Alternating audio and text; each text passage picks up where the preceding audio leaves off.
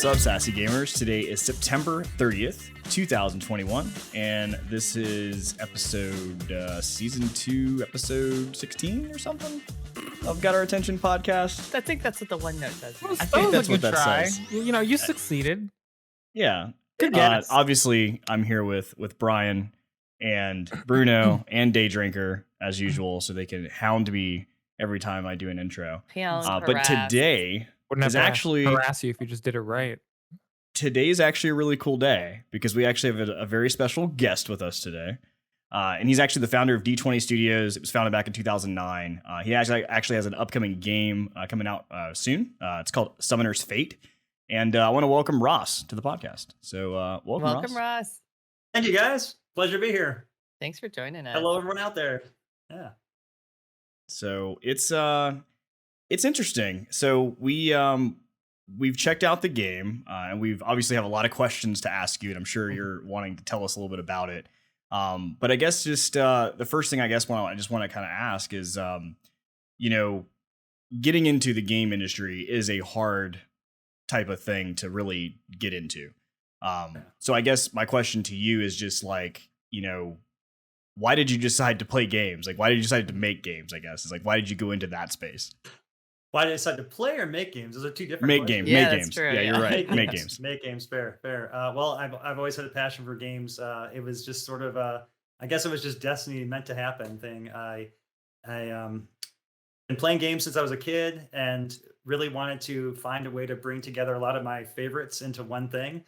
And so we would have like weekly board game nights, weekly video game nights, and we get together and we play all kinds of stuff, D&D, tabletop, Warhammer. I was really big into miniature-based games, Magic the Gathering, all that kind of really awesome nerd stuff. And, as we got older and grew up and had families and stuff, it became harder and harder to get together regularly. So I wanted to find a way to kind of combine all those awesome things, those like epic moments you feel when you play those kind of games and bring it all together into one. And that's what got me started with D20 Studios, was really just bringing all that stuff together. And it all started kind of organically like that, just playing with friends. And they said, hey, this is really fun. You should take this and make it into something that more people can enjoy. And so, yeah, I went from there, took my programming experience and wrote our original board game prototype into a digital game. And that's how we got started. Awesome. Yeah, that's basically kind of everything I was thinking until you got to the programming part, because I was like, yeah, I've been playing board games and stuff, and I was like, yeah, I could totally make a game. And then like I tried, I'm like, yeah, that doesn't work because I have to like know how to like do programming. So it usually stops there, but I have great ideas. So I guess there's that at least. So that's pretty neat. To be fair, you created a small platforming game where you were able to jump, you were able to land on platforms, and you were able to do a gender reveal with it. So That's very true. So I for our gender reveal for our child, like I made a video game with using the Unity engine, and I created like a little small thing, but just for our gender reveal. So that was like my extent of programming for video games, which I thought was, it was very, I guess, humbling, I could say. The fact that like it took me 3 months to do this, and it's very small, like a very, very tiny game. But just to learn and understand like the other parts of it, like being able to actually see how to make a video game. It was, and I have to give it to like basically Stardew Valley, like Chucklefish. I was like, or Concerned Ape. I was like, this guy did it. Like it can't be like that hard. Well, it's definitely hard, but I definitely tried it. It is definitely not what I am set out to do. So that's cool that that's something that you decided to get into. I mean, That's awesome. kind of a good point there, which is, I mean, Ross, you told us why you started doing this, but maybe what are some of your inspirations in the gaming community, developers or whichever, that, brought you even further down this path? Well, I was big into Flash development, so I played a lot of the original Flash games, like on Newgrounds and stuff like that. Newgrounds, oh my,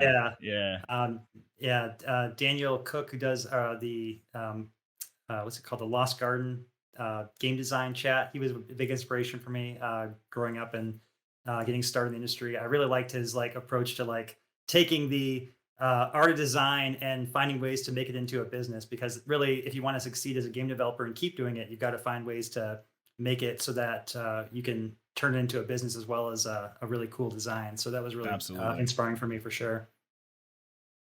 Yeah, that's a good point.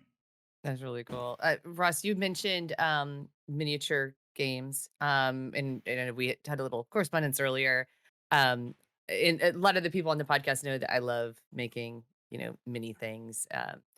And it is definitely something you either love or you hate, and Oh you and yeah. your wife love it. I was gonna say that's definitely Yeah, something that I could not do. yeah, yeah. Can you talk? You'd mentioned that you created your own versions of like Dungeons and Dragons and those types of games, and creating those miniatures. Can you kind of go into that a little bit?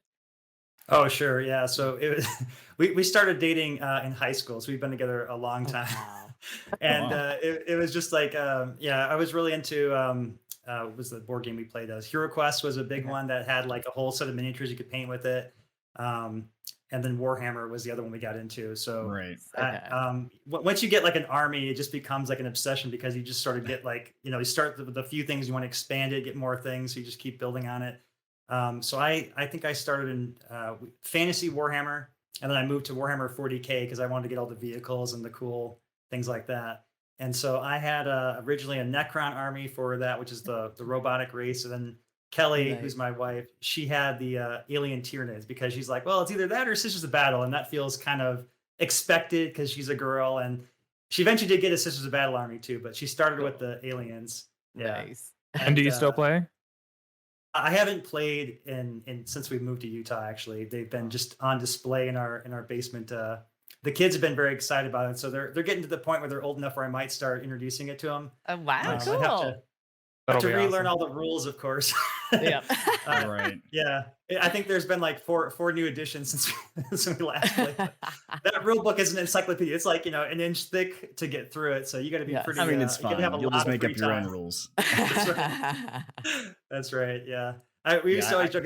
The big fight was always the measuring tape. You get like the measuring tape out on the board, and you make all the terrain, and then you fight like, "Hey, I can see your ship." No, you can't, and you just get into fist fights over it because that one decision of whether that tree line blocks your ship or not is the matter of life or death for your troops, right? So like, you don't want to get blown up by that last cannon there. So Yeah. yeah, They exactly. Awesome.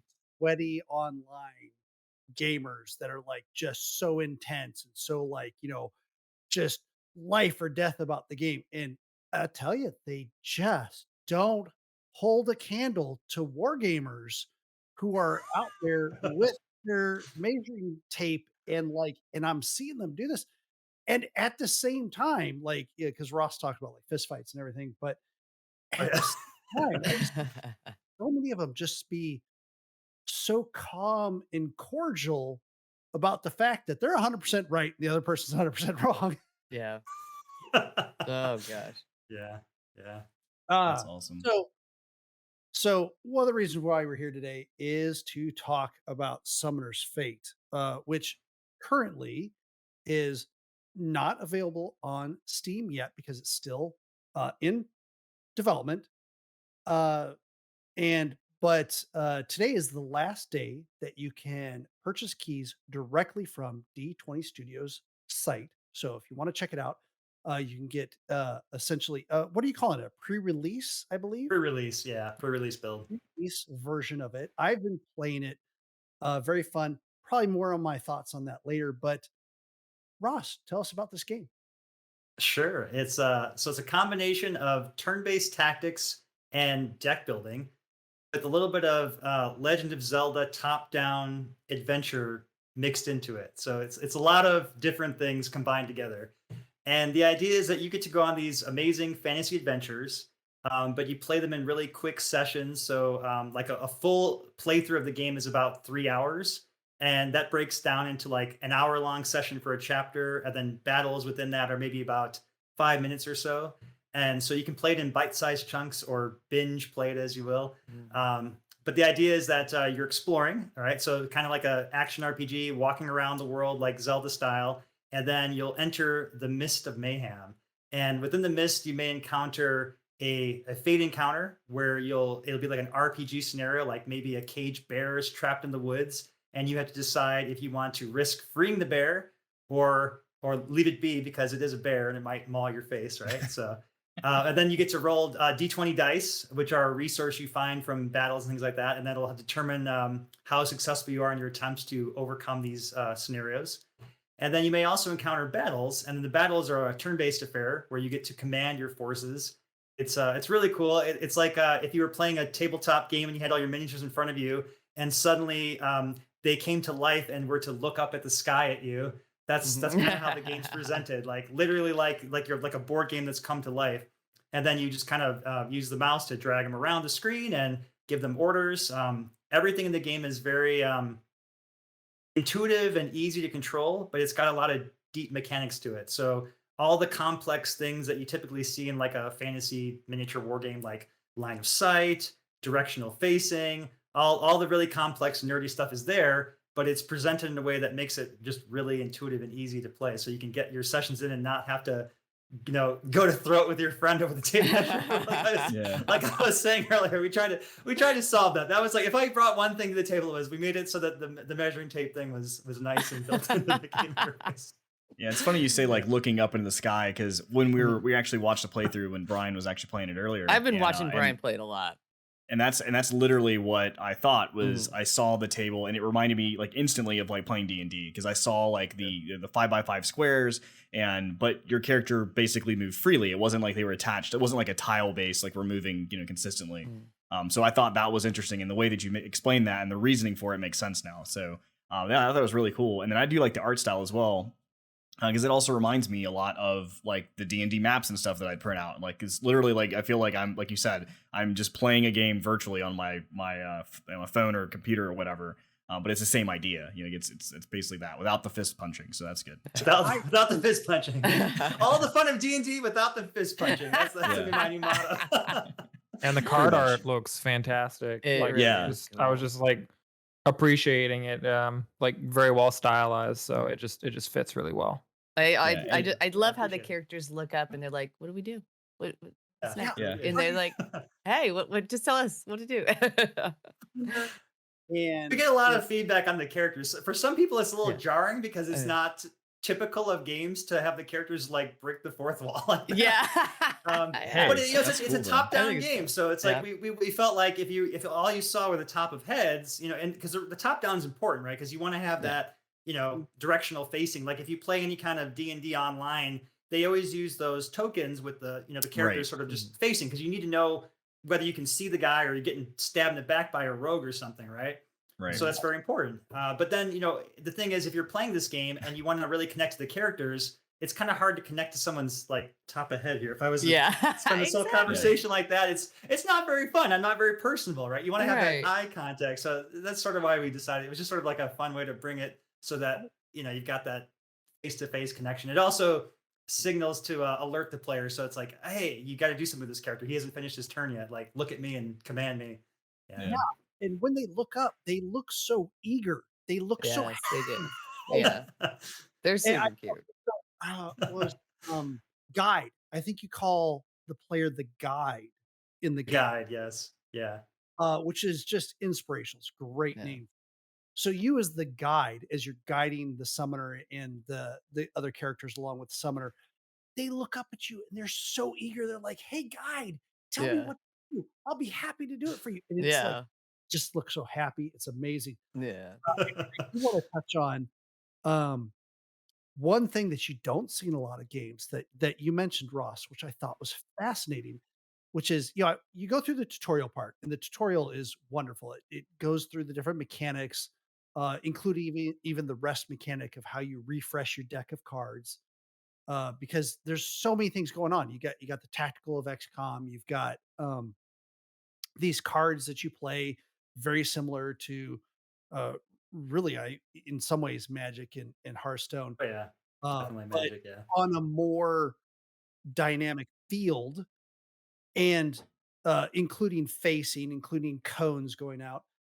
But once you're past the tutorial, you're like, oh, you get to choose your summoner, you get to go on an adventure, and like you said, this can be something you can binge. This can be something that's bite sized, and it says it right there on the menu. Oh yeah.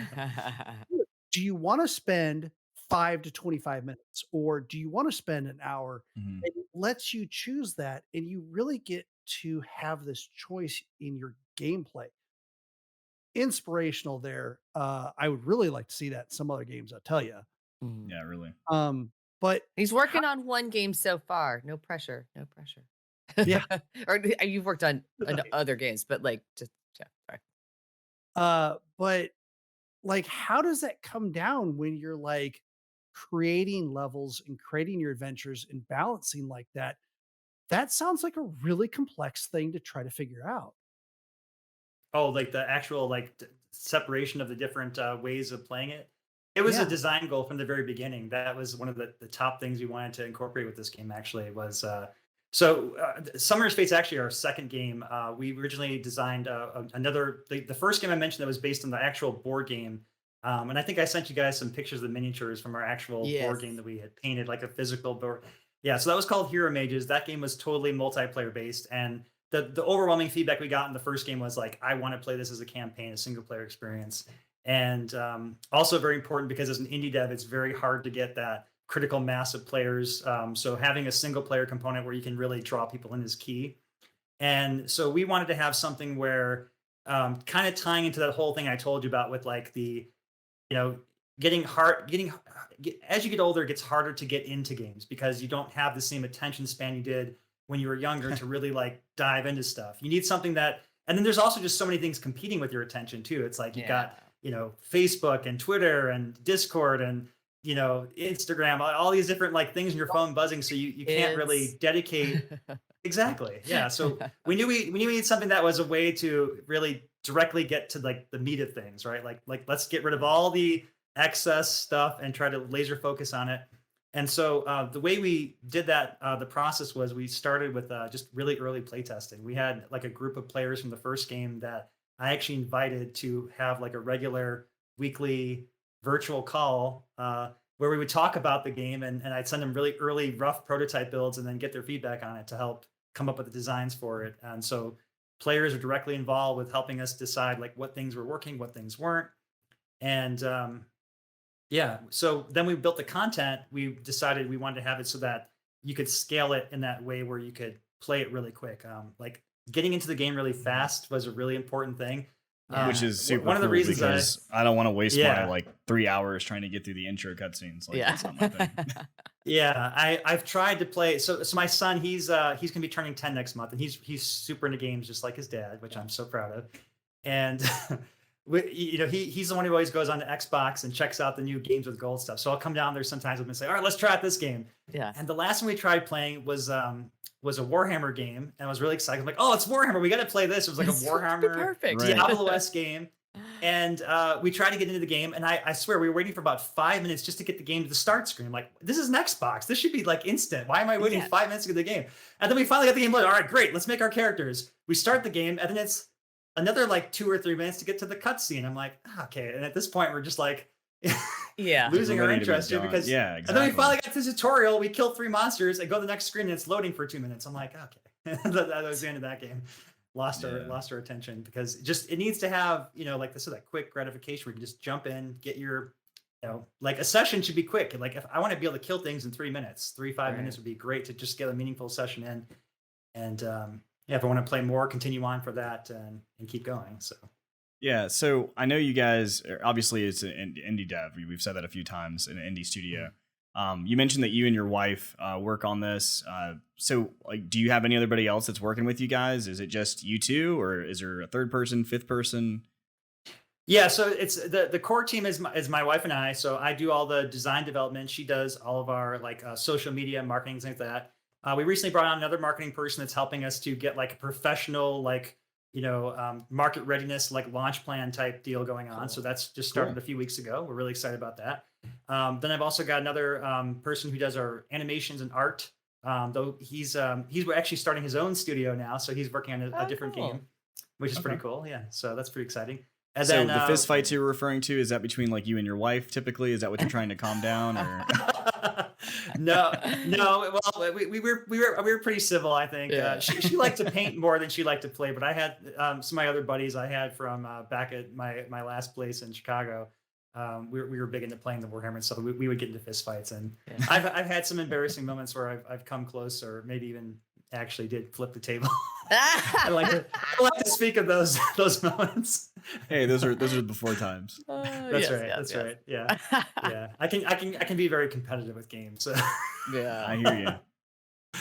Yeah, it's funny you mentioned the short attention span, because that's literally SAS, right? Short attention span syndrome. That is literally our name, and that's kind of the exact reason that we created this is because really? Oh, I didn't know that was the acronym. That's there. Yeah, and it's because of the same thing. Like, we're all adults. We all have a lot of things going on in our world. We have a lot of, like you said, things on our phone buzzing. We have jobs. We have have kids, and like it's just a lot of things going on. So when we do get time to actually sit down and try to play something, like they tell me I'm like the worst, because like I literally will play a game for like maybe a week and then I'm done and I'm moved on. I moved to something else, and they're like, "What about the game?" I'm like, "Oh yeah, I'm on this other game now." And I'm like, it's and it doesn't help when you have things like Xbox Game Pass or like Epic giving out free games every day, where it's like you just have so many things to pick from. So it's like it's hard for me to focus. It's not like in the days with Blockbuster where we go there, we rent one video game for the weekend, and I hope to beat it, because like if not, then I'm just SOL, because I'm not gonna be able to go back and get it again.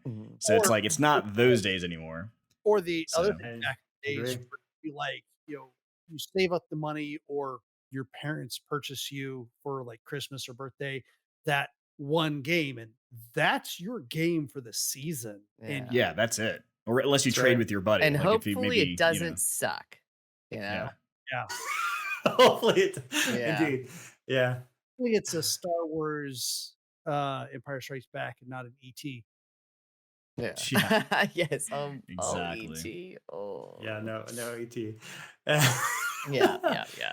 It's funny. So yeah, I mentioned my son's birthday is coming up, and of course, all he wants for his birthday is video games, and I'd be happy to get him like all the games in his list, but from a track record of what it's like the last several birthdays and Christmases, he'll get maybe 5 games, he'll play one of them and love it, and the rest will never get played. So now I'm kind of this point now where it's like, all right, now I understand how this works, right? He's got a short attention span just like his dad.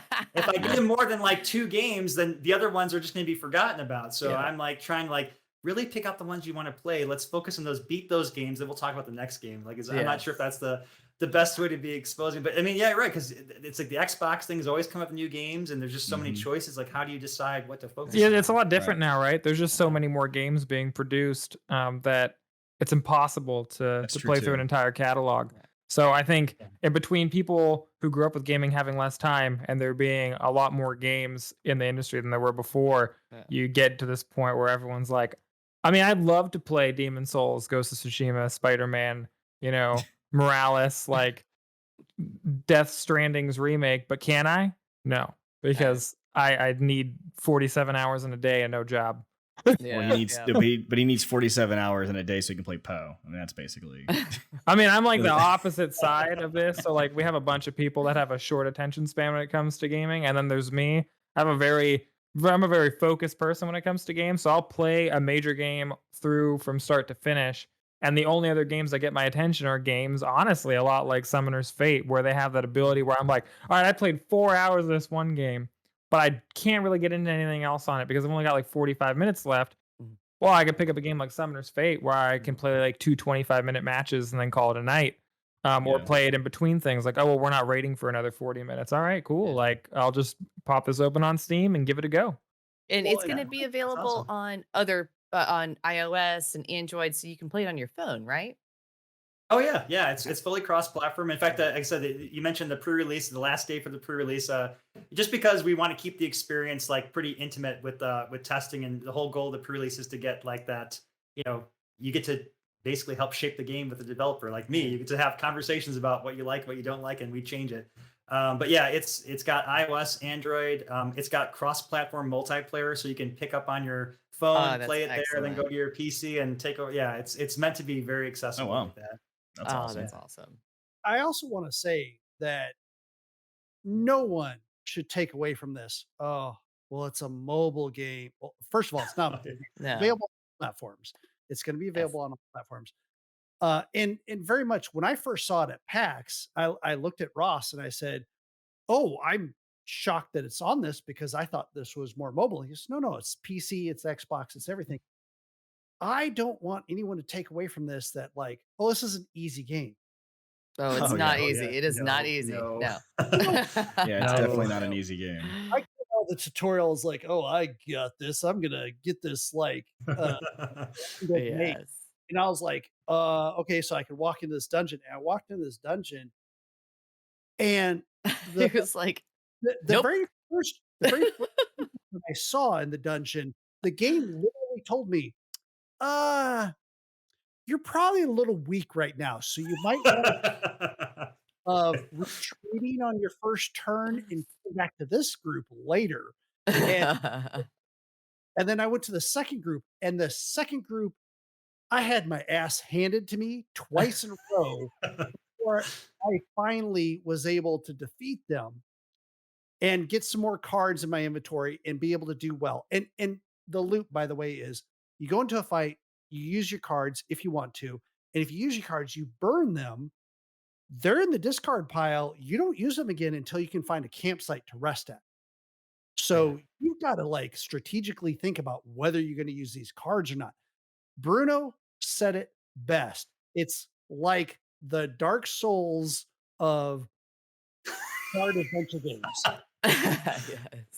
Yeah, that's a fair description. I know it doesn't look like that when you look at it. You're like, oh, look at these happy little creatures. No, Looking up at you. It's like the It's Gremlins, hey. man. yeah, like Gremlins. That's like Yeah. exactly. Oh Yeah. man. So we actually we had some questions that we wanted to ask you, and Sure, of course. we're gonna ask, like, we basically ask everybody these questions, and we're just gonna start. And who wants to go first? I think Bruno should ask this question first. The first question first. Sure. So our first question is a pretty simple one all in all. It's what is your favorite animated character from a game, movie, cartoon, or comic? Or You choose. Okay. anything.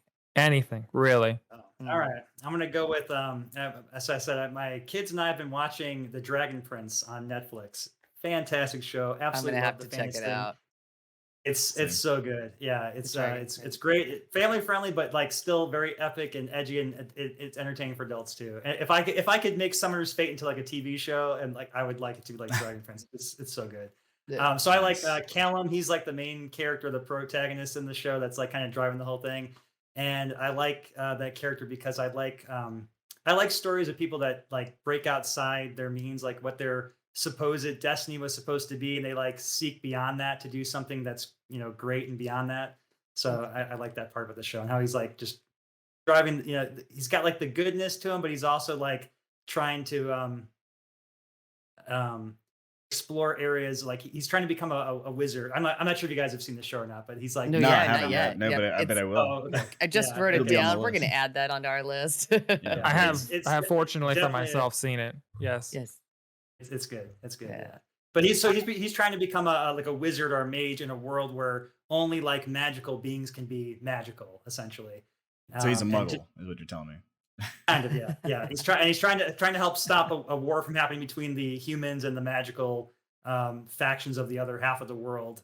But nobody else has access to this magical power, except the humans can get magic by essentially killing magical things. So they use this dark magic, and he's trying to find a way to use the magic in a way that can tap into the natural ethers of the world, but not have to kill things. So it's pretty cool. Yeah, but I like the whole adventure aspect of it. It's very very D&D and feeling. They got a whole party thing going on where they're exploring the world. It's just like totally my kind of thing. I love journeys, that kind of That's whole thing really with any cool. kind of story or movie. So yeah, it's good. I love your idea of Summoner's Fate being an animated show because I already can see it that you have in the real world these kids, somewhere between the ages of like 6 and 10, and they find this game and they just think it's a game, and then they find out that they're the guides and the characters that they're guiding are like real live people in like a parallel universe type thing. I mean, That would Oh, be yeah. awesome. Yeah, Yeah. that's I fun. would love that. If anyone from Netflix is watching here, just Yeah. give me a call. Yeah, here it is. Let's We talk just- deals here. I got a whole franchise here. We just did a pitch. We just did the pitch right That's there. right. We did the pitch. Yeah, that's right. So I'll lead off with the second one. So what game that would you say that you're playing or have played that you would say that you're probably embarrassed to tell your friends about? Man, so that's a really tough one. Like, I don't have anything I feel it would be embarrassing enough. Like I don't have any. I wish I had a guilty pleasure story. I really wish I had oh like yeah, yeah. some. I know you're looking for something juicy here. That's If I had to okay. say I'm embarrassed of anything, it's the fact that I just honestly haven't played much. Like I actually feel bad about that. Aw. When you're Hey. when you're this focused in trying to build a game and also like raise a family at the same time, it's like you have to kind of pick your priorities. So sadly, I haven't played a whole lot lately. I've been kind of I've been following the gaming world in terms of like Mhm. the news feed and watching things when I can on YouTube. But in terms of actually getting like sinking my teeth into something, it's been a while since I've really played like really gotten into a game myself. So that's probably the Yeah. thing I'm most embarrassed about. I wish I had more time to Okay. really get into stuff and play and experience more of that because I'm missing a whole I feel like I've almost missed the whole generation of Xbox. I have the Xbox One, and they've already got the new one, and Yeah. I feel like I barely got to play the Xbox One, and I'm like, man, I missed the whole generation Right. of video games. It's Yeah, it's crazy. weird. Yeah. So, It's like kids take like all this time and stuff. It's weird. Yeah, I don't. it's pretty I'm learning crazy. that either. I'm learning it Yeah. too. So it's getting yeah. interesting. Yeah. Also, don't worry, you haven't missed anything. The next generation of console really hasn't started yet. Okay, that's good. That's That's fair. good. I have Yeah. time. There's time. Plenty of time. So if you could eat one meal anywhere in the world, where and what would it be? Okay, so this one I would have to say I would like to go back to my hometown, Chicago. Mhm. I'm originally from Chicago. I moved to Utah to do game development for EA, and that's why I'm here in Utah now. Then I started my studio. But I miss the food. I miss the Chicago has such a fantastic pizza. I want to go get a Chicago style pizza. I want an Ooh, I Italian figured that was combo what you were gonna say. sandwich. Yeah. I want an order of onion rings and fried mushrooms and cheese sticks, and I want to have it all with a glass of beer and sit down with my friends and family in Illinois and just enjoy that meal. That would be right, That yeah, sounds Give me a great. second. I'm gonna look perfection. up plane tickets really quick. Yeah. Now that we're I'm all like hungry. I'm like now hungry. Oh man, It's that oh sounds man, I'm super yeah. good. Yeah. I'm telling you, finding that little hole in the wall that's under the L, Mm. that has just the pictures of all the people that have shown up in the place. We found this place, me and my wife, that was again under the L, downtown Chicago, and they did this amazing burger, which was off the wall insane. It was 4 patties, and they were square patties, almost like Wendy's or something like that. Okay.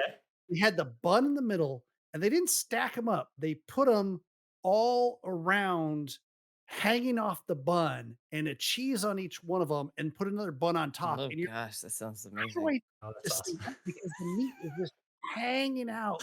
Yes. It was amazing, and so she got that, and then I, of course, I was in Chicago, so I was like, "I gotta have a dog." Yeah. And so I Oh had yeah.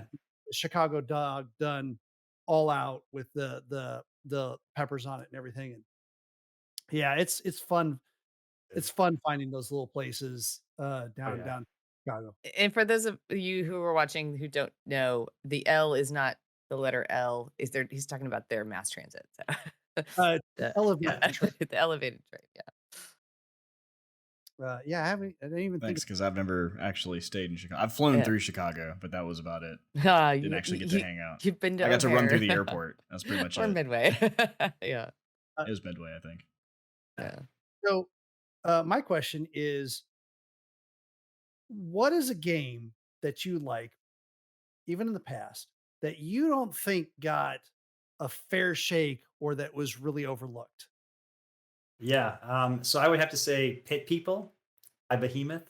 Hmm. Yeah, Mhm. I, Okay. I I'm I'm a, obviously I'm a big turn-based game fan, and that was one in particular that I actually got to play with my son. So I said if I can play with my son, I generally get to play the game. So that's like the one That's cool. time I can actually get into games, and it was crazy. We both got into that game, but it was maybe 6 months to a year out after it had already been released. Like we had the early access version, but then we didn't start playing the co-op together until about a year after it was out, and we got really into it, and it was like this is a really fun game.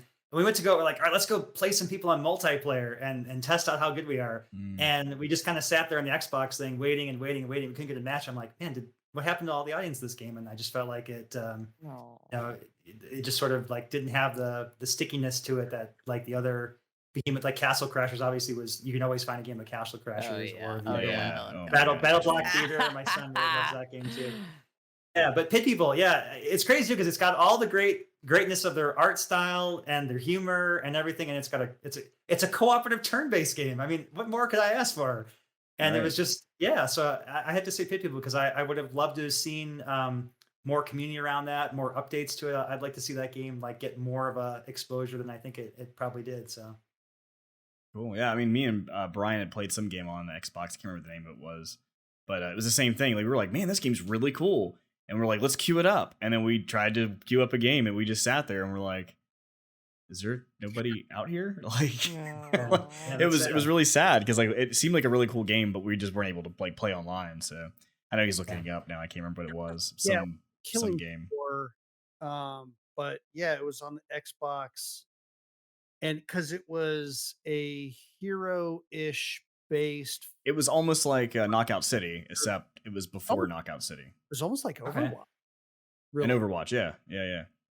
Yeah, it was very interesting. But yeah, I don't know whatever happened to that. And then the last question, basically a collective question for you and for the rest of us, is if you could credit one person or an experience from your past which contributed to where you're at today, like becoming a game maker and having your own studio, who would that be, or what would Yeah. it be?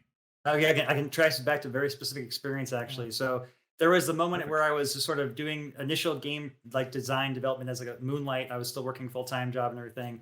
But I decided to take a chance and go out to San Francisco and go to the Moki Game Flash Summit. And there I got to meet a bunch of other developers for the very first time and meet the folks at Adobe that I was developing. I said Flash games at the time. So I got to meet a lot of the Flash folks.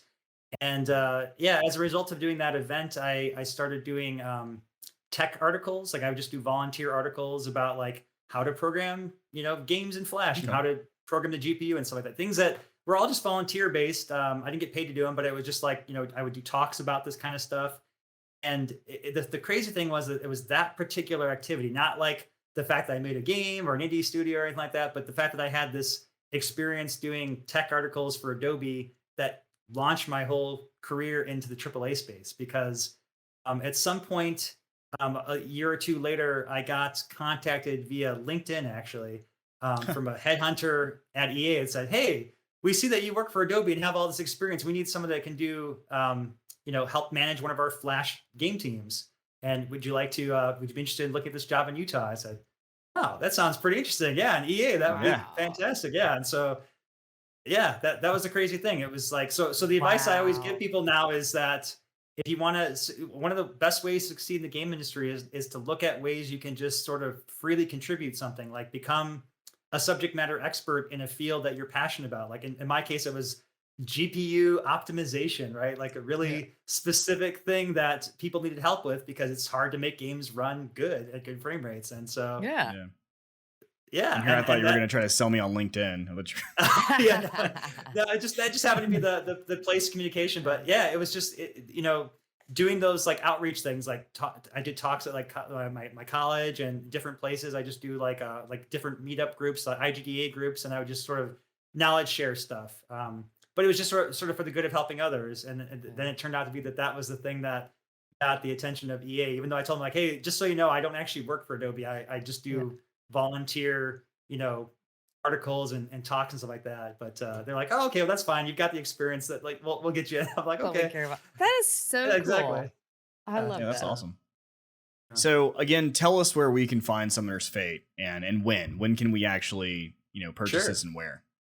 So the easiest link I can give you that's easy to remember is just summonersfate.com. So the word summonersfate.com. And if you go there, you've got access to all of our like social links, our Twitter, our Discord, and most importantly, the Steam page. So it is the last day to buy the official pre-release. We may decide to open that again in the future as we get closer to launch, but we're kind of, like I said, we're trying to close that group so it's more intimate. But then there's also a free demo on the Steam page. So if you want to just check out the gameplay and see what the demo is like and play the tutorial and fight one of the bosses, that is also available for free on the Steam page. So Awesome. be sure to check that out and wishlist us, because wishlists are what help get us the further exposure and visibility on Steam. So that would mean a lot. Awesome. Awesome. And I guess if our listeners wanted to check you guys out, specifically the studio, like D20 Studios, are there any new events coming up soon that you're going to be attending that we can check you out? Like obviously PAX just passed. Are you guys going to be attending anything else in the future? I sure hope to be at PAX again next year in Boston. So that'd probably be the next big event for us. Yeah.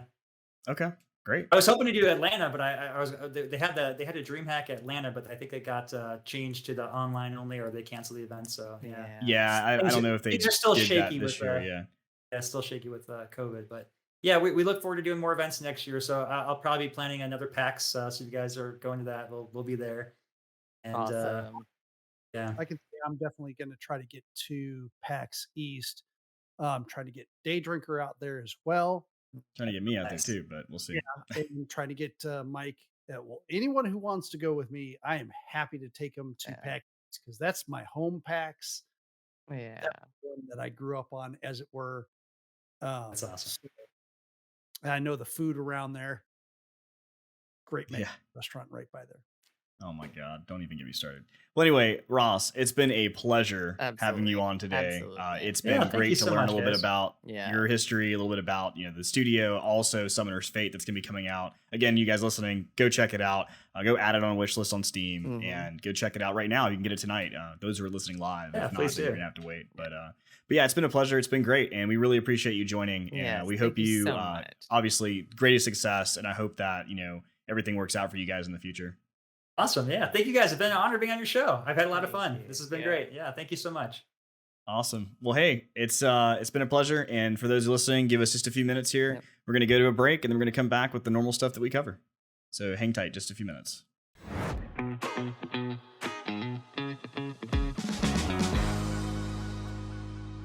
And we're back.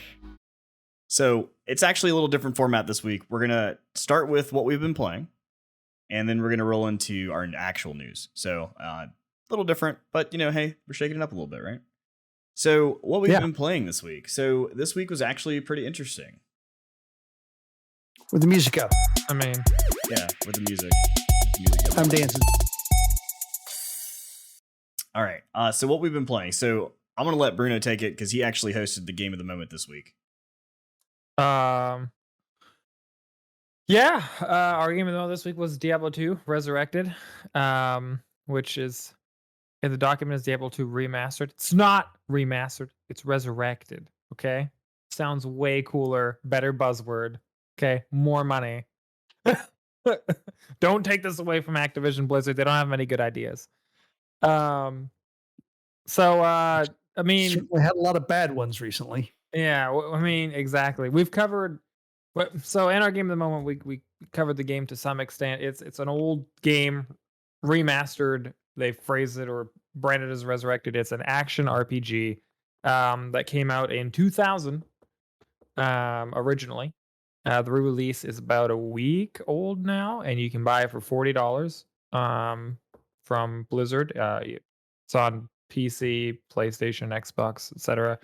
But yeah, it's an action RPG game, just like Path of Exile or Diablo 3. You just kill demons and fight against the forces Kill of hell to save the demons. world. How do you say it, Mike? Say what? Diablo. Yeah. Thank you. Oh, man. Perfect. No, it was cool. I was telling them earlier, and I mentioned it. I'd never actually played Diablo, like, growing up, right? That wasn't a game that I was never really into these types of games. Like, it just wasn't my thing. Mhm. And watching it live with Bruno running it on Tuesday, I finally got to sit there and see what it was about. And the first thing I said was like, wow, this looks identical to Path of Exile, which obviously is the reverse around. Like, obviously Diablo was first, but yeah, it was interesting to see that like the games that I got into now, which was like Path of Exile, and Grim Dawn, they actually took a lot from Diablo 2 and Diablo. Like, that was really where they came from, and it was interesting to see that. And it was really neat that they built in the feature where you could actually turn it from like old graphics to new graphics, like the remastered versus not. And so you get to see what it looked like back in the day versus like now with remastered. So it's like the, what you remember it looking like versus what it actually looked like. So it's pretty neat. What interests me is, and it's really, it was really useful that I did this. So I never played Diablo 2 when it first came out, but I played it a few years past its release. And then many years later, I played Diablo 3 when it came out. And then I went back to Diablo 2 after Diablo 3's release and played it for a while, and I still really enjoyed it. This time around, I'm not enjoying it nearly as much, and I think the main factor is that Path of Exile released after my last time playing it, and Path of Exile is really a more refined, faster paced version of Diablo 2. I mean, duh. I mean, they. And well, the speed Okay, of the so game makes be it harder for fair, me to get through Diablo 2 Resurrected. to be fair, Diablo 2 Resurrected, correct me if I'm wrong, is only a visual treatment and a couple quality of life and bug fixes, right? Path of Exile has been continually developed and updated for, I mean, when was it released? They're still like constantly making that game better. Sure. But the point that I'm aiming at is that the speed of Path of Exile improves upon ARPGs far more than what ARPGs could have been way back when. But I think technology-wise, you could really make Diablo 2 faster in the year 2000. Like, it was, like, cutting Oh, edge yeah. back then. Um, but it just, like, it was something interesting that I noticed because, like, as I play the game, and I have played a few hours, probably 7 hours of it now, the more I play it, the more I'm like, this is hard, like, to get through. It's not even that it's just difficult to play, which at times it is. It's more difficult because of how reliant you are on consumables to make it through the game, but it's almost frustrating how slow the game can be and how methodical you have to be sometimes when, like, on Path of Exile, I'm like, "I'm gonna summon 700 fireballs at one time, and my entire screen is gonna be nothing but particle effects, and by the time that it's over, which is only gonna take about 3 seconds of explosions, either everything on the map is gonna be dead or I'm gonna be dead." But Fair enough. wow, that's No, Diablo. that's And Diablo. and So Diablo. Kelly, Before we move on, I do appreciate that in Diablo 2 Resurrected that you can switch between the old graphics and the new graphics. And when you do so, it switches between widescreen and 4:3. yeah, that It was just something that was interesting. sorry, I talked over Kelly and I'm a very bad person. You're Well, fine. that's even without talking over Kelly, but whatever. Yeah.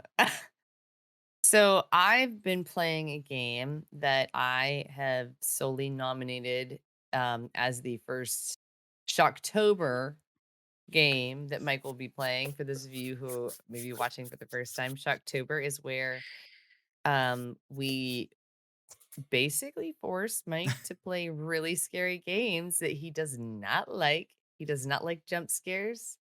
He doesn't like creepy sounds. He doesn't like being alone in creepy rooms, ghosts, stuff like that. And he plays for charity. He plays for the Able Gamers charity. So I thought this was going to be a really great one to just like starting it off. I talked to Brian and Bruno earlier, and I was like, "Do we start off easy and like ramp up, or do we just go big?" And I chose go big. Great. So, Summer of '58 is like a psychological thriller. Um, it I'm hearing this for the is first time, by the way. Like I've not looked into this yes, game at all. I literally got it on my queue earlier, gifted. gifted to me. So I don't even know what this game's about. Yeah.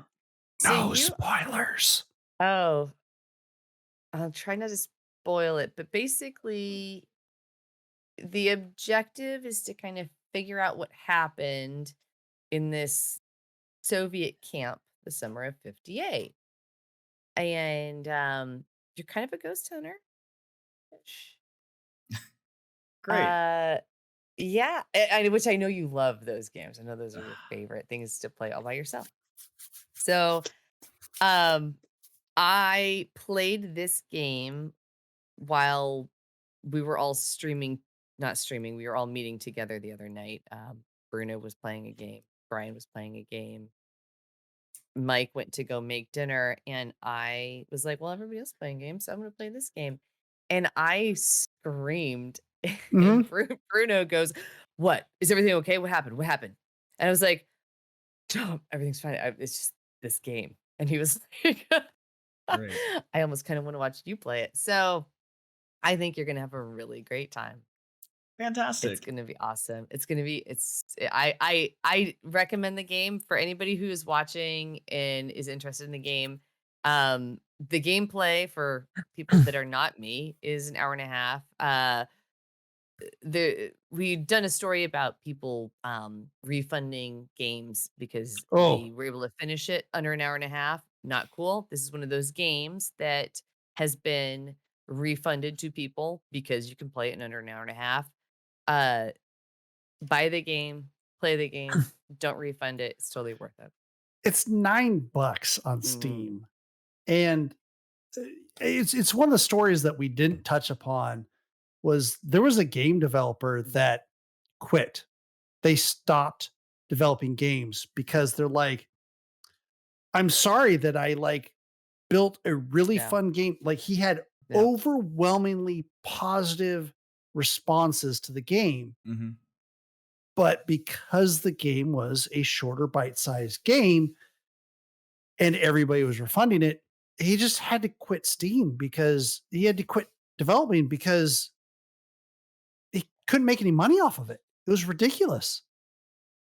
Yeah, that's And not yeah, so but yeah, this is a $9 game on Steam. Yeah.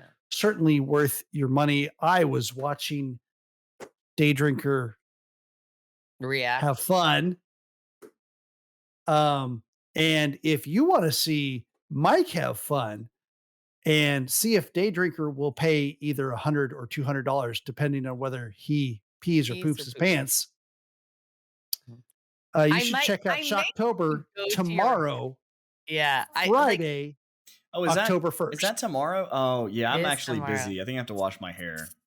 You're not. Friday, October 1st, 2 hours of him playing this. I actually Or I finish I- it, I guess. Maybe. yes. Or maybe I don't. I did think maybe I need to go there, and if he really panics and freaks out, I may have to finish it for him, or just not let him leave. Oh, you're gonna be outside the door. I'm Got it. gonna talk. I'm gonna talk to your wife about this. We're gonna get this figured out. Oh my god. Well, great. You know, That who knows? sounds We might have to super take a break exciting. so that Mike can change his pants or his Mm. shorts. Fantastic. So, Bruno and I, and I'll say Bruno first, but we both had been playing a new game, New World. So, yes, we've talked about it in the past, leading up to the release. There was a lot of things going on in the previous history before the game was released, even including graphics cards getting burned up, which it turns out to be actually Nvidia's issue with the faulty soldering. But no, Not Nvidia's issue. I thought it was an Nvidia card. No, it was EVGA. Oh, EVGA. Sorry, EVGA. Sorry, my bad. Anyway, but yeah, so with all of that, I was listening to Bruno play, and what excited me the most was him going, "Wow, the queue is 300 people. I'm not going to be able to play for 4 hours or 6 hours or till 4 a.m. when you started the queue at 9 a.m. before our stream on Tuesday." So that kind of got me wanting to play this game just to see if I could get upset too of how long I'm going to sit in a queue. But no, we actually have been playing it, and he played since the beta, so he has more information about it. But coming in as a fresh user, buying the game, first off, I'm not a huge MMO fan, and for one of the specific reasons was the idea of having to pay a subscription. I'm not a fan. I don't want to do that. I'm gonna pay a subscription. I'd rather pay for all of the games, like Xbox Game Pass or something, right? Agreed. But this game is not a subscription, so you can pay $40 for the game, and I'm guessing they'll probably do what Destiny does. They'll release DLC eventually that you'll have to pay for, which is whatever. We'll see when that happens. But playing this game as not really an MMO person, I only played Elder Scrolls Online for just a little bit, and probably a few weeks, and it was fun. It was just a steep learning curve. There was a lot of stuff going on, and it was hard to kind of follow as a person that's casually trying to play an MMO. I will say, in New World, it has been a blast so far because of the fact that as a new person to like an MMO, they do a very good job of the training to kind of limit you and kind of give you piece by piece of things that you'll need to be able to continue on the path of like becoming a person that has all the abilities and all these things. So that was really neat to kind of see that. And one small quality of life thing, which I wish a lot of games did, was on the right hand side. Usually you have your quest and it tells you what quest you got, like whatever items you have to do for the quest. But these are numbered. So they actually have them in number order. So when you look at the map, each little spot has the number. So it actually tells you which quest that you're looking at. So I know exactly which one I need to go look at. So that little thing like that was like super cool to me, because like usually I get lost. I'm like, I don't even know where I'm going. I got all these things on my map and there's just stuff everywhere. And Literally why I stopped playing Cyberpunk 2077, because there were so many quests on the map and Yeah. so many of them were above my level at that time. And I couldn't even find out what the main story quest was easily within the map, with just this vomit of icons everywhere. That's brilliant. yeah, so that like little piece like that, and then them kind of building you like what it feels like is it's not been overwhelmed. I don't feel overwhelmed. I feel like I'm able to casually play this and learn and kind of go as I please. And there's just some other parts of this too, which is like there are no classes. Like it's literally depending on what kind of weapons you want to use, that's the class that you're going to technically be in, whatever that may be. So there is no tied to like, oh, well, I'm a fighter, or oh, I'm a mage. Like it's literally like I could be a mage today and I could be a fighter tomorrow. It doesn't matter. So I'll leave it at that. That's been my experience so far. It's been really cool as a person that's not really into MMO or really kind of new at it. But I'll pass it over to you, Bruno, because I know your experience is a lot different than mine. Yeah, I mean, I got in one of the first betas, and it was the second worst MMORPG I had ever touched from a AAA studio. It was, I think I actually described it as like hot garbage, or like complete and utter trash. think we can The get back game to was more really close. bad. The combat was clunky. I mean, I've talked about this on the podcast before. The studio was kind of faced with issues out the gate because they had to kind of reinvent the entire game, from first being a full PvP game to being partial PvP and partial PvE, then reinventing the entire story of the game. The lore in general had to be completely redone. So this is a studio that a year and a half ago went from feeling like they were towards the end to being like, oh no, we're starting all over again. So I expected nothing. And then 5-ish months ago, they had another beta set, and I watched it, and it was bug ridden. So coming up to this release, I expected slightly more than nothing, because I saw that there were improvements to the combat system. And then the open beta happened like a little while ago, like weeks ago, and I was like, huh, it looks like they did a lot. I was like looking at their release list, and it was really impressive. And now we're playing it, and a lot of the systems are really well refined. Actually, they work. They just actually work. The combat works a lot better. I have very few issues. The game has been really enjoyable in terms of the customization that you could do, the crafting systems. The only two things that have bothered me a decent amount in the game thus far. One of them is the mob AI is actually brain dead. There's nothing going on. I have no idea what happened, but like you will run past somebody who's fighting a mob and it'll just randomly peel off of them and start beating the crap out of you. It's the weirdest thing. Or you'll be fighting a mob, nobody will attack it, they won't heal you, they won't even look at you. They're just like sprinting in a direction, and your mob just like beelines for them. You're like, what? Like, why? And the funny thing is, I've seen the exact opposite, where like I will see a mob attacking one person, I run by, and I'm like literally running through them, and they don't turn around or even try to attack me. They'll just beeline past me to get to the guy that they're trying to chase. Like they don't even try. Yeah, it's really all over the place. So, while you're saying that, really quick question from chat is, can you get new items via Prime? Asks Mudbutt Sally. And Yes, I've already checked. There's a New World Mhm. Pirate Pack #1 that you can claim Yep. if you're part of Prime And Gaming. they're also going to be doing loot drops too via some streamers.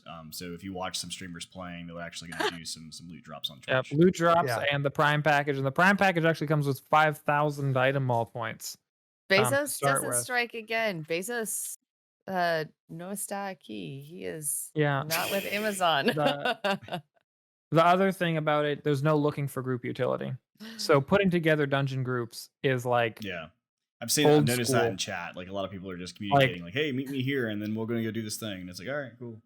It's Yes. kind of brutal. There's a reason why looking for group utilities exists in like every MMO now. It's because not having them sucks. It's miserable to find groups.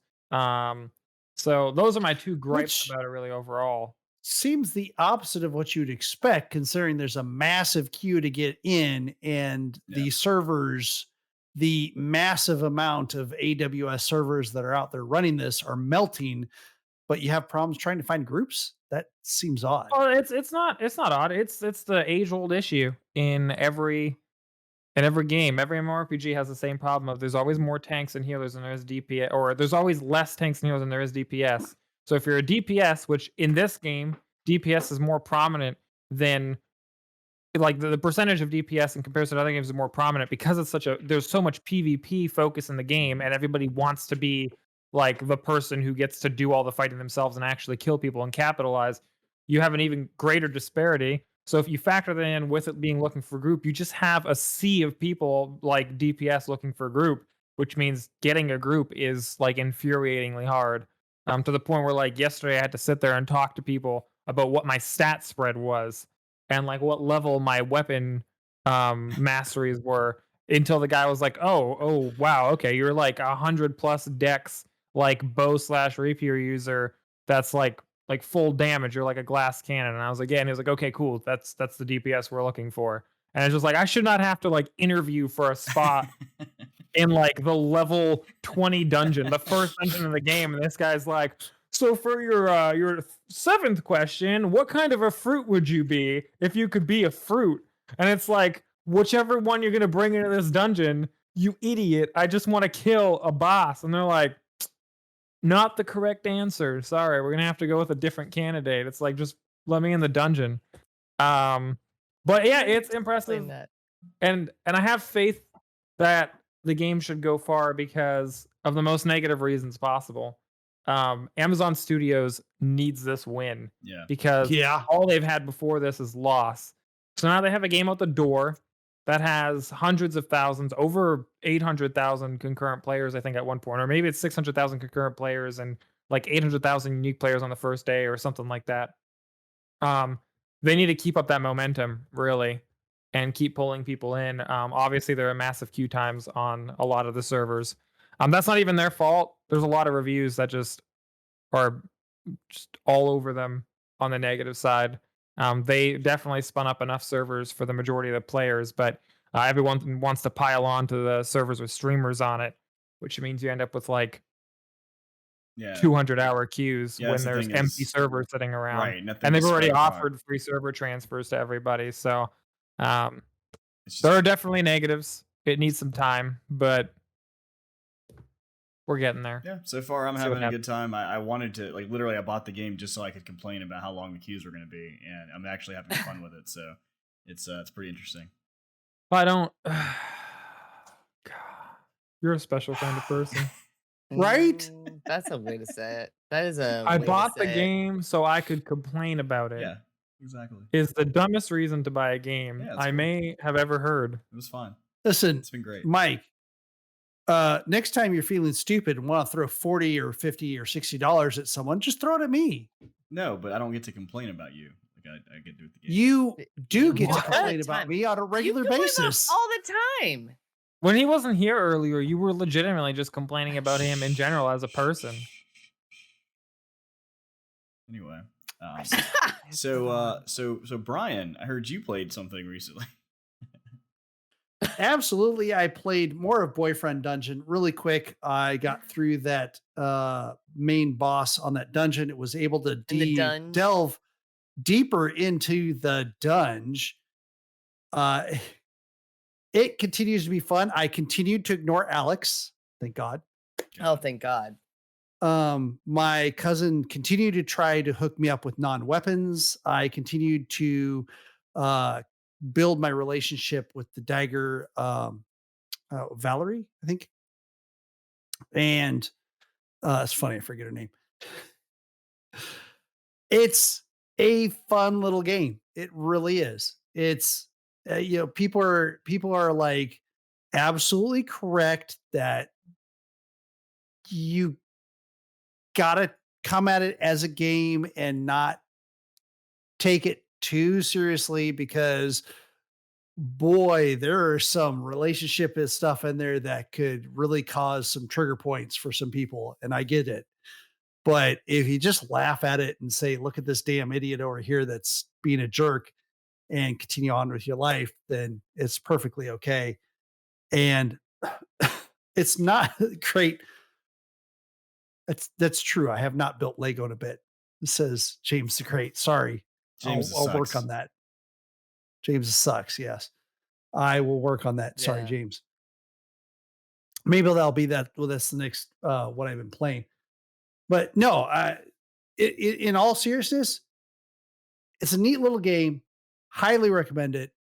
It's fun. I can't wait for Daydrinker to play more about it and tell us a little bit more in a future episode. It's not gonna happen. You're the only one here that likes the game. No, Daydrinker likes it. She just doesn't like the No, I'm combat I'm is. not any good at it. And No, you'll be fine. You'll be okay. Don't fine. speak for me. I haven't even seen the game yet. Oh god. right? Oh. Well, You I are hope you. you totally are a play You it. group mean you of didn't watch one, the game Mike. of the I hope moment? you totally play it and all that stuff. No, Yes. Kelly, I didn't. I'm a terrible person. How have we not gotten to this point yet where you don't? Well, like you should understand this by I now. still think you're an amazing person. That's where I am with that. Well, this relationship. He's an amazing Canadian, which makes him a terrible person. Yeah. It's a good thing that you're, doing all that day drinking. It keeps up my illusion. Yes. You can't see through it. I mean, I don't day drink every day, believe it or not. I know it's hard. That's a missed Sometimes you night opportunity. drink on the days you don't day drink. Yeah. Like I have to like pick up my kids from school and stuff. So Yeah. There's some time. That's what Show up- Uber's for. Show up in an Uber, exactly. Did your mom bring an Uber to school What? to pick us Oh up? Who my said she- God. Who said she was going to show up? She just schedules an No, Uber to no, pick them she's- up and she deliver should- them home. By the No, way, Drunkenly driven have to to take take them us out. school. is a and then terrible back. idea. When I It's long time like- ago drove Uber, No. I had to pick up two girls from like a middle school. And like Oh. I get there and I'm like calling the lady like, where are you? And she's like, oh, it's they should like we're outside. They're wearing this clothes. And I'm like, and I go there and I'm like, where are your parents? And they're like, oh, she's like, oh, she's at home. Like we're going home. And I'm like, She's the one who called you. God. yeah, that was a very awkward ride home. Like It's their house. like Uber Eats, except for Yeah. they're delivering toddlers. that was when it first. I was would in never Atlanta. trust- Okay. Never trust an Uber driver with my children if I had children. Well, this There are some was Uber drivers- originally back when Uber was still like popping off here in Atlanta. If the public freakout subreddit has taught me anything, it's that people who ride in Ubers, a lot of them are unstable, and also Uber drivers are unstable. There's a nice Yes. mix out there. Exactly. Yes. And every once in a yes. while, the universe aligns, and you get both an unstable Uber driver and an unstable Bruner, Uber rider. Bruno, Mhm. you are brilliant.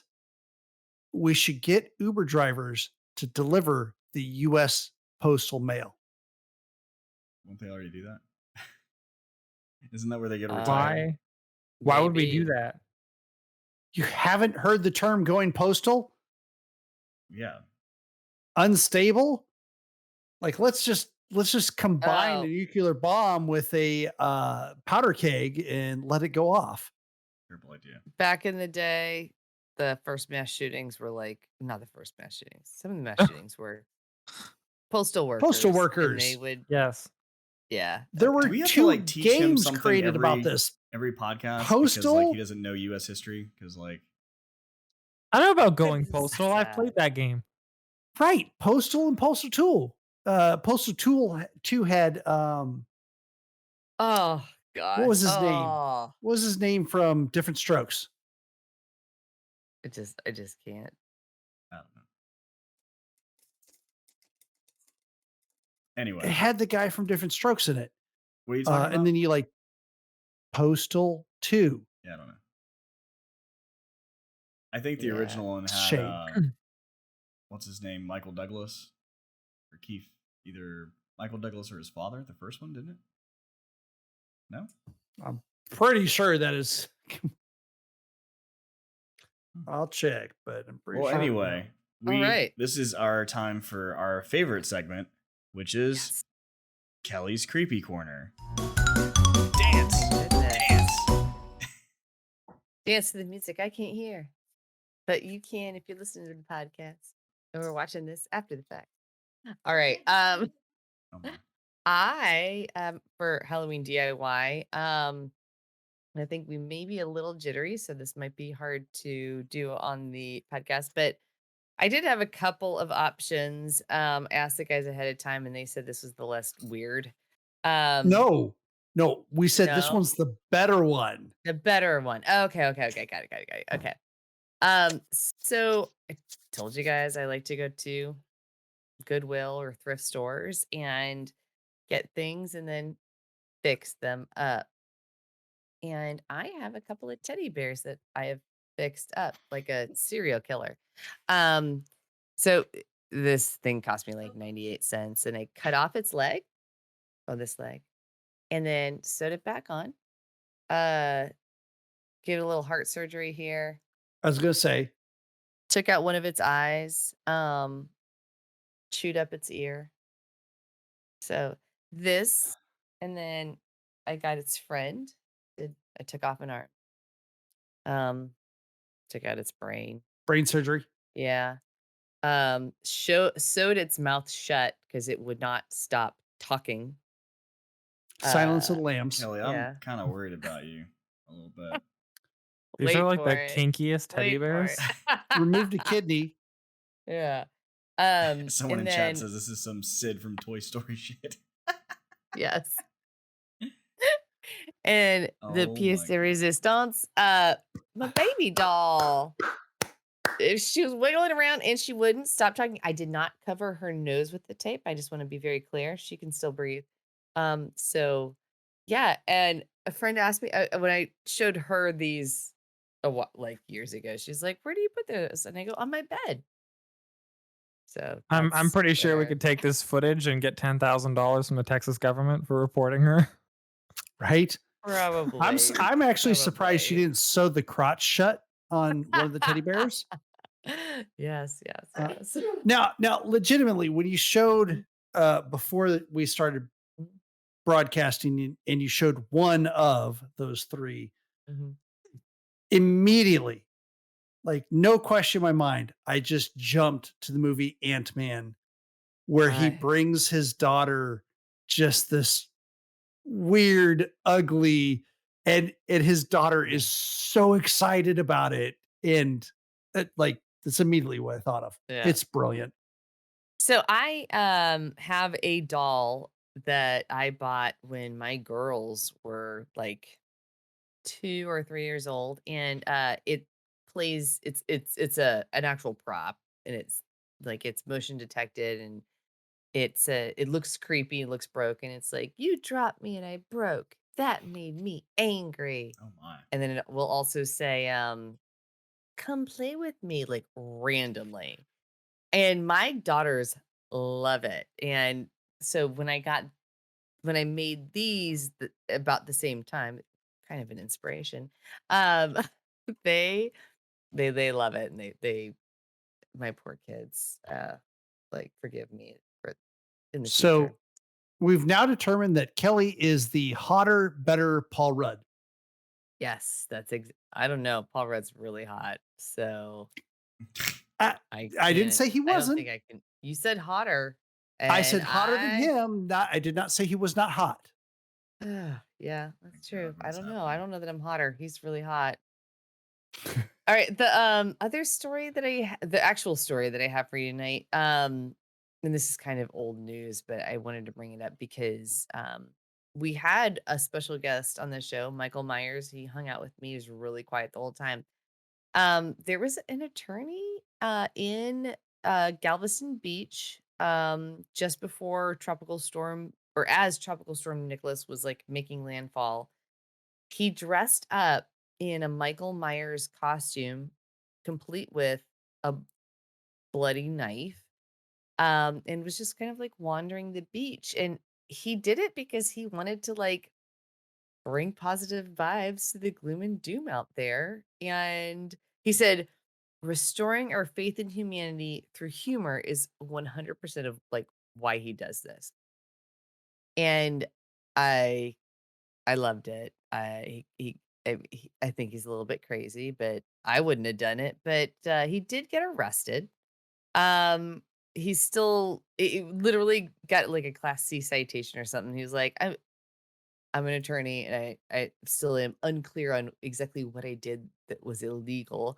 But there are Twitter feeds of the images of him getting taken down by the police and getting handcuffed. Not taken down. He was not taken down. He was getting handcuffed. He was very amicable. He did not fight. Like, but I thought that was kind of hysterical. So I love the fact they said, I felt like a scene out of Scooby Doo after they handcuffed me and pulled the yes, mask off. yeah. Like, I would have gotten away from it if it wasn't for But those meddling kids. Karens.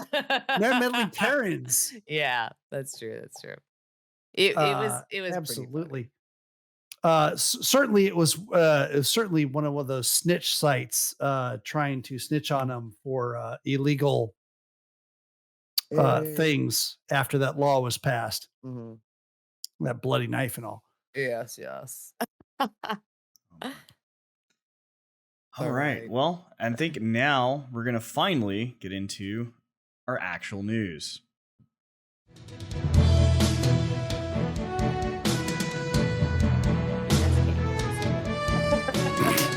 So today we're not doing any short news, so we'll skip that. Sorry.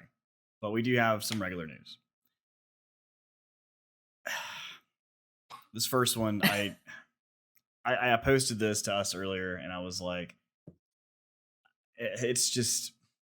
So Twitch has some new announcements recently that they have said this week about some different things that we've kind of covered in the past. And the first one is that Twitch announced today that they're adding a new feature that will allow viewers to pay money to advertise their favorite streamers on the site. So it says basically this new boost feature will give viewers the option to buy a set of number of boosts for each streamer. Each boost will highlight the streamer's channel by adding it to the front page recommendation for other Twitch users. And I'm just like, what? Like, so boost. I wonder where they got the name of that from. This is such a bad idea. I'm- I'm sorry. This is like, I mean, I think it's a good idea because they increase the viewership for the favorite streamer, which then increase the revenues for the favorite streamer. It won't work that way. I think it's No. I think it's It will and it hilarious. I think it's hilarious that Twitch gets the money and not the streamer. yeah. Yeah, That's exactly. exactly what it is. I mean, it's cool Well, for I mean- the idea because it's like, oh, I can, like, I have a favorite streamer that's not very popular. I can buy, the views to be able to show other people this person. But The- at the same the time, they're not getting idea- the money. The idea, the way they've described it, is very simple, right? And it makes sense. The face value idea is, or the idea of face value is, you have a bunch of viewers that really like you, but you're a smaller streamer. You're not promoted like a lot of the sponsored streamers, so your fans can come together to sponsor you, pay money to have you on the front page. A certain amount of money gets you on the front page for a certain amount of time. The problem with that is Twitch is fully integrated, as in it has like an API that people can just build add-ons and do stuff with. Which means that within the next month or the month after releasing, someone is going to make a purchase boost website where it will automatically integrate with Twitch, and a rich streamer could simply, who isn't being posted to the front but wants to, could just go to this website, type in the amount of boosts that they want to purchase, and it'll just pull up a bunch of dummy accounts, boost the crap out of that with their money. They will take a percentage of the cut. Twitch will take the other amount of money that they get from the actual purchase. That streamer will get more viewership. They have enough money to continue the cycle. And the people who are trying to boost the small streamers will probably get buried under a mountain of massive streamers who are just boosting themselves. So at what point are we starting this website? I'm not even touching that. I mean, I'll make money, but I won't make money that way. I've I I've mean, already paid enough yeah, into the it's devil's work. that kind of is the trouble, because just about no matter what system that you can come up with, that you're going to be able to min max and game the system. It comes back to like lawsuits. I mean, Mm, lawsuits aren't about who's right or wrong. about Lawsuits are making about money. who has the most money to win. And that doesn't even Some mean win the lawsuits are lawsuit. definitely we can't lump it all together, but yes, Well, like no, I'm the talking about vast more like majority. civil. I'm talking more about Yeah. like civil lawsuits, because you can have a civil lawsuit where someone loses the lawsuit, but they've still won. There Mm, was a DC uh, judge at the time that sued 100% satisfaction guaranteed dry cleaners because they lost his pants, and they actually showed where like they lost them originally, but they still got them to him. And he sued him for like $67 million, and he lost it. It got thrown out as a good. frivolous lawsuit. It was Yeah. totally thrown out, right? But the problem is it cost the mom and pop dry cleaner so much money to defend themselves that they They're really closed their big. shop. Yeah. And because it isn't about whether you win or lose, it's about who has the most money Hmm. to Yeah. cause a thing. And like it's almost like, as Bruno said, it's almost the same thing here. The people that have the money can just game the system and Mhm. And That's what Twitch move like still makes on. money. the big beer companies were doing with the little beer companies. They were suing them for frivolous things, knowing that uh, they weren't Even if really, they lost, yeah, they were no longer going to be in business, and then they'd be able to like gobble them up yeah, because that's the only way they were going to be able to stay afloat. I yeah. mean, just So sitting here now thinking about it, there's ways around this that they're just not implementing. Like the way they've left it is so open-ended to be abused, which I understand why there's kind of an outrage from the community because it's literally it's pay to win Twitch. But like you could just put limitations on it. Like if Twitch was serious about this, because the line that they're towing is we're doing this for the small streamers. Yeah. Put a cap on it. You can only like once you have over X amount of subscribers, or once you have over X amount of concurrent viewership, you're banned from being promoted via those methods. Oh, I'm sorry. yeah, Your average viewership is above 800 viewers. Well, you're already a big enough streamer. You can no longer be boosted. Either you're a sponsored stream that belongs on the front page because you've Mhm. been sponsored by a partner of ours like Intel or some kind of professional gaming league, hmm, or you're a small streamer that has less than 800 concurrent viewers per our backend statistics that we have on you. And so you're still out to be boosted. Once you reach that, you're no longer considered a small streamer unless you drop below the 800 concurrent viewers. And nobody in their right mind is going to game that system because in order to do so, they'd have to get rid of a majority of their audience to do it. Yeah. So, I mean, if they implement something like that, I could see it working. If they don't leave it free reign, then it's very obvious. It's just a way to get their biggest streamers to reinvest the money they're getting paid by Yes. Twitch back into Twitch to make another portion of that money back. And then those people will get additional money by bringing in more streamers into those primary streams. We don't need, as much as I like Shroud and I like Summit and I like a lot of those large streamers, they don't need more viewership. They have enough viewership to last them a lifetime in just years of I mean, streaming. Shroud has commercials at this point, so like, yeah, like he doesn't Yeah. need it. next week we're going to bring live our interview of Bruno as he interviews with Twitch. Ah. They're not ready for that. Nope. Twitch They're Twitch not. also thinks that they have solutions. Curbing harassment continues to be a top priority for Twitch, says the secondary title of this Polygon article. And they are trying to do what they can to curb the hate raids. They had a lawsuit that was pursuing two alleged harassers that were arranging these hate raids off of Twitch and bringing people in. The big problem, as Twitch describes it right now, is that it's too easy to set up an account. Well, hey, guess what? Twitch owns that problem. Yeah, you They're the could- ones that make it easy Welcome to to set up an yeah. account. We said it Mhm. before on like free to play games and cheating in free play games, that if the game doesn't cost you anything to play and that it's free to set up an account, well, who cares if you get banned? Yeah. Because you just set up another free account. And that's where Twitch is kind of seeing this, is that it's too easy to set up an account. People can do these hate raids and organize these hate raids because it doesn't cost them anything. So they're allowing so instead of like changing it so that you can't just set up free accounts, and I kind of get where they're coming from here, because their whole business model is based off the fact of people freely watching these streams and then watching the ads in between, and or contributing money in different ways through the Twitch ecosystem, which then allows them to take a cut of that money sent in. They decided, okay, well, let's give some control to the streamers. And that control basically being that, okay, if you want to chat on my stream, you have to have an account that is Verified. authenticated, verified in some way. Thank you, Day Drinker. And in this case, the verification is having verified through an email account or some other method that allows it to tie it to you, so that it's at least that much additional step for you to be able to create this account. I mean, it's funny because literally when you first log into Twitch and make an account, it is very simple to do that. It's not until you get to the affiliate level to where they require you to have MFA, like another sort of like way to authenticate with their server. So when you go to log in, it still sends you a code. I have to get a push notification to, like, I use Authy for that. And then I have to type in the code that's on my generator to actually log in. But that's only for people who are at the affiliate level. So just a normal person who's not just streaming at all, like they're just a viewer, like there's nothing for that. I mean, welcome to the 21st century, guys. Like, let's do some security. Everybody like, does it. Oh my God. Like, it's not a new thing. Like, get with the times.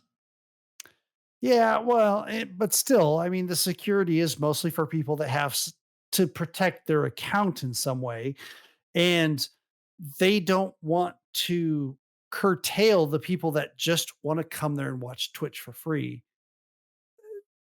At the same time, yeah, you can go there and watch it without an account anyway, but it's that's usually for chatting, and that there's that give and take. They want to encourage people to come and watch ads, and they don't want to make that too difficult. But again, because they haven't made it too difficult, it's made it dangerous for the streamer to go out there and just try to do the basics.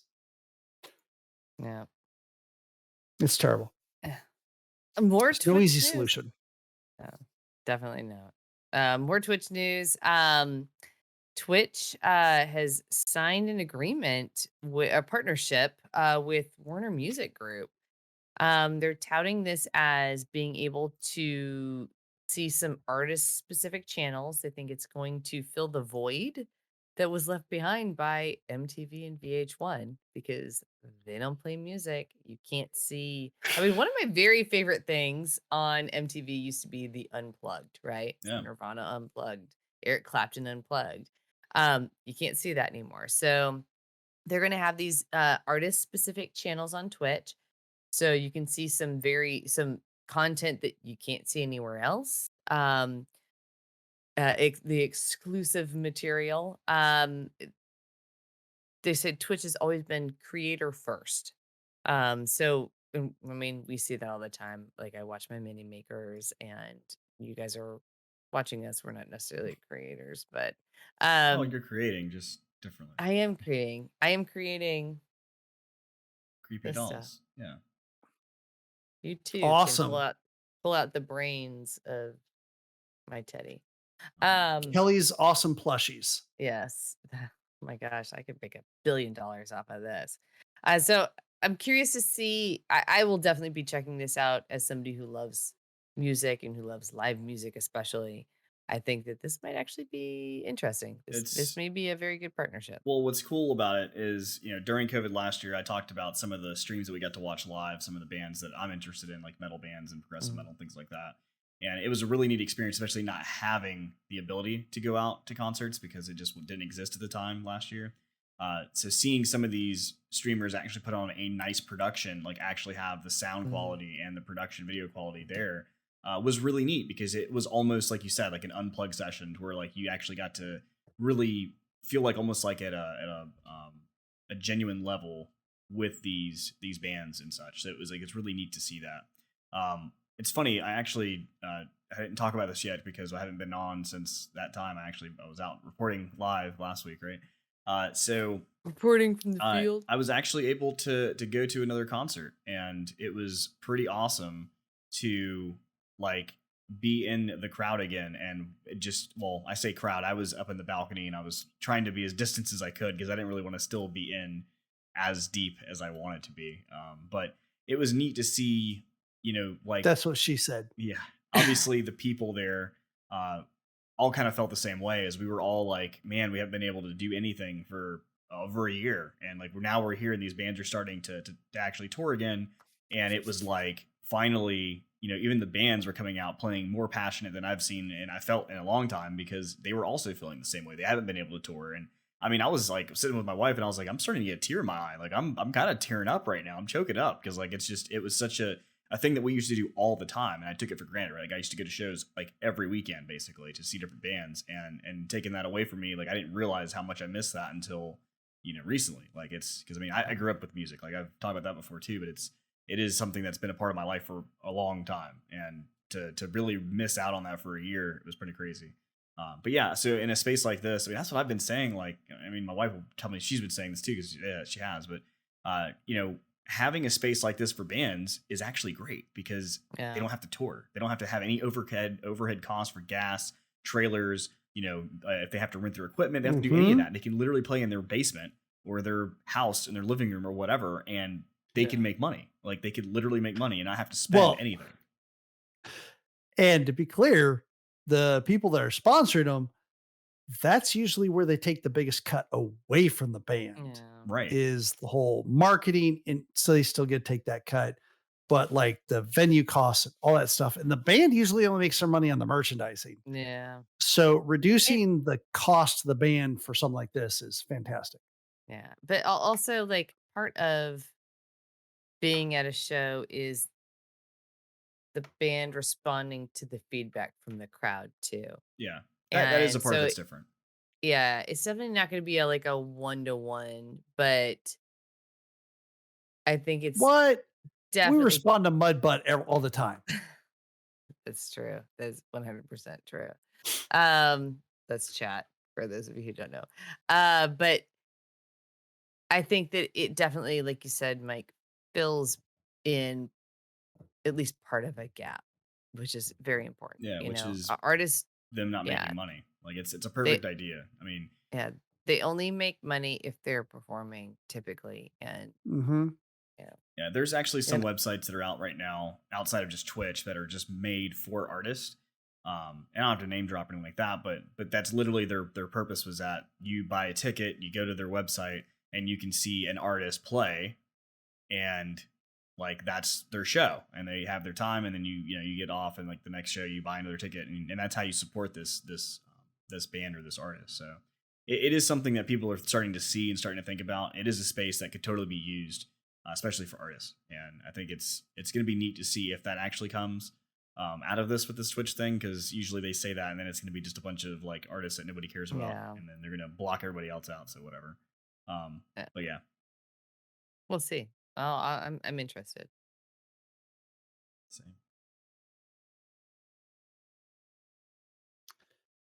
Well, a little bit of interesting news recently came up with some of God of War. God of War was delayed, and the director of the game, creative director Corey Barlog, had taken responsibility for the delay following the inevitable negative reactions to the announcement. I'm like, come on, we're in the middle of a pandemic still. Yes, it's going to cause delays. I don't get it why people can't understand that, but the internet's going to be the internet, and they're going to shit all over everything. And even worse, make vile abuse and death threats to one of the developers who happens to be female. Of course, they're going to target people like that, and be just let's just call it dicks. Sorry, Kelly. No. No. Oh, it's okay. I'm I'll sorry for edit the that out. editing. And Barlog had, like jumped on a series of tweets with people unhappy about that and says, you want to be mad at somebody, anything GOA related, the delay, PS4 or 5, controversy of, whether you get it free or not, between generations, trolls, subtitle size, sig run, whatevs, be angry with me. I made the calls. I did this. Don't bother the team. They are all very good people doing great work. And I appreciate this guy, Corey Barlog, stepping up and saying, stop messing with the team. Interesting enough, he wasn't the only one. So recently, Christopher Judge, who, as you may or may not know, is the voice actor, an incredibly large, imposing figure in real life who voice acts Kratos. And he's very, like I said, imposing gentleman, very cool guy. And he said, hey, listen, I also need to be forthcoming. And this hasn't been approved by anyone, the tweet he's talking about. But to the beloved fandom, Ragnarok was delayed because of me. He says, in August 2019, I couldn't walk. I had to have back surgery, both hips replaced, knee surgery, and they waited, the studio, of course, for me to be able to rehab. And like, this is just really amazing that you got these people who can put up with the abuse. And goodness knows if they met these basement trolls in real life, could really put up with the abuse and put them in their place. And stepping up and saying, listen, stop attacking people about these things. And like, hey, stuff happens and delays happen, and stop being a jerk about this online and let us finish this game. So that was really inspirational that he came out and said that. Whether the delay was actually him or not, I mean, really doesn't matter. It's, people just stepping up and telling people to back off is really cool. Yeah, that's actually cool. All right. Deathloop, highly anticipated, now released Deathloop. Speaking of voice acting, Colt Khan is the voice actor of one of the voice actors of Deathloop. He had tweeted out, I'm pretty sure everybody probably knows, but Deathloop was a PS5 exclusive. They signed that deal. They signed that deal before Microsoft bought them. So it's weird to have like a PS5 exclusive that is a Microsoft owned game on PS5. But he tweeted out, hey, hope you guys are enjoying this. Like, if anybody, can get me a copy and a PlayStation 5, I'd really appreciate it. And Microsoft came through and they were like, you deserve to play the game in the character that you voiced, and surprised him with a PS5 and the game. I that was super sweet. Love it. Yeah, that's pretty hilarious. Yeah. Oh, it's super tell us, cool, Mike, too. how hilarious is it? Pretty funny. On a scale of 1 to 10, probably like a 5. Okay, that. Yeah. Okay. So, I mean, to be fair, it was Bethesda who reached out to him, who, sorry, yes. while currently owned by Microsoft, is, had years and years and years of not being with Microsoft. So, well, cool. That wraps up our news for the week. We don't have any emails, but send us one. GOA@sasgaming.com. Again, I want to shamefully plug my Shocktober starting tomorrow. So the first one's tomorrow, every Friday of this month. Do you mean a shameful plug because you're going to be so shamed by pooping in your pants? Or a shameless plug because you're going to make so much money for this I will make deserving charity, Able Gamers. Yeah. So basically, every Friday this month, I'm playing games live on stream from the SAS Gaming channel. So if you checked out last year, I streamed from my personal account. I will not be doing that this year. I'll be streaming from the SAS Gaming account. But it will be games that I don't know about at all. Like I found out today what the first game is. I haven't looked at it. Don't even know much about it. Don't bother. I'm not. And all of the proceeds are actually handled and given to Able Gamers. So I don't see it at all. We don't touch it. It's you go through your own the website that actually hosts the charity, and all of that's handled by them. So it's fantastic, and it's really great to do that. Last year's goal, or last year we raised $600, over $600, I believe. So we're looking to try to do $750 this year. So if you're interested in coming out, it's a great cause. Able Gamers charity. Mega Rain. Able Gamers charity helps kids with disabilities that aren't able to hold controllers and play like normally, like we all do. They're able to like modify controllers or modify different ways for these kids that may have maybe missing a arm or something. They can make a controller for them, or even if they're paraplegic, they can control. They have other controls that they can use with their mouth and things, and they do all of that through this charity. So it's really great. It's a really great thing, and I really appreciate if you guys come out and support some of that. Other than that, so this has been Got Our Attention. That's what got our attention this week. And if you're interested in checking out our stuff, feel free to go to sasgaming.com, where you can find all of our links, along with our videos, our podcast, the actual audio podcast, our Twitters and all that stuff. We have all kinds of stuff out there. Content. We're trying to roll out content consistently now at this point.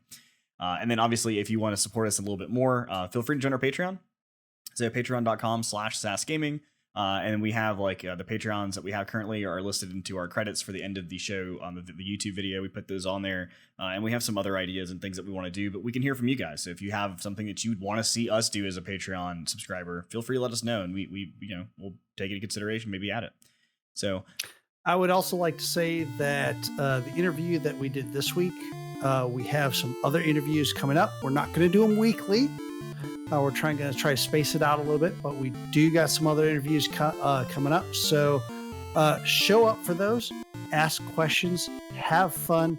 We're doing this for you, and we'll see who else we can get on here. Yeah, and if you have questions about today, or if you have any questions for Ross, and you want to send it to us, feel free to send it to us. We can relay the message, or if you have anything, just tweet us out on our Twitter, and it's SAS Gamers. So, all right, guys, put your questions in the comment below. Maybe it. Ross will answer them. That's true. So until next time, you guys be safe out there, be healthy, and we'll talk to you next week. Later.